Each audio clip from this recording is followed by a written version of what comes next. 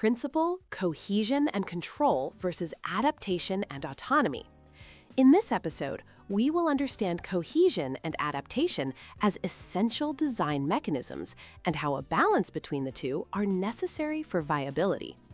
Cohesion is the ability of the different parts of the system to operate as a collective whole, and adaptation is the ability of the system to respond and adapt to its environment.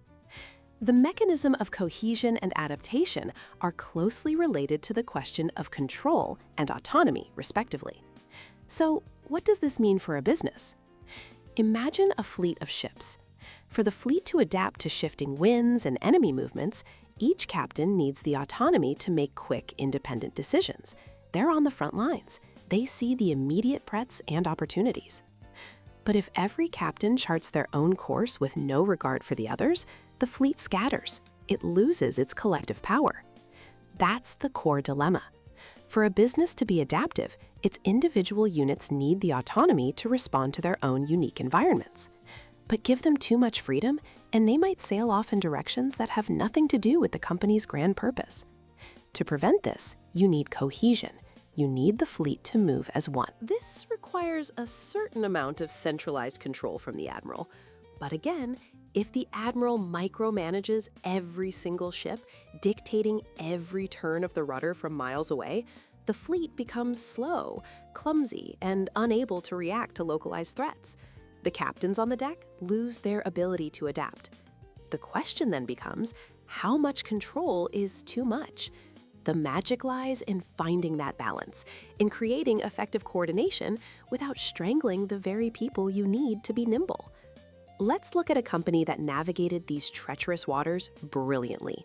Valve Corporation, the video game giant. Valve found its balance by empowering the individuals closest to the action. They could identify and act on new market opportunities without waiting for a chain of command. But this wasn't a free-for-all. They balanced this radical autonomy by instituting a system of social proofing. Essentially, to move forward with a big idea, you needed to convince your colleagues.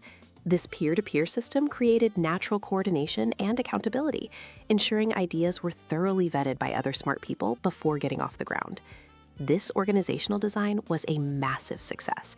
Their legendary product platform, Steam, which revolutionized digital distribution for games, wasn't the result of a top-down decree. It crystallized through organic discussions among creative individuals who were free to map their own ideas about video software to the latest market opportunities.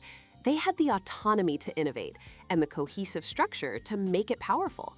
So, what does it take to achieve this balance? It's about more than just exercising centralized control.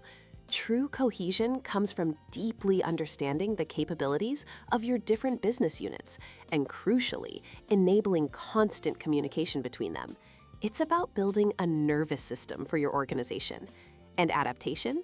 That requires a degree of organizational intelligence, a collective wisdom to decide on the right directions and where to invest resources to stay viable, not just today, but far into the future. That is where organization design becomes absolutely critical.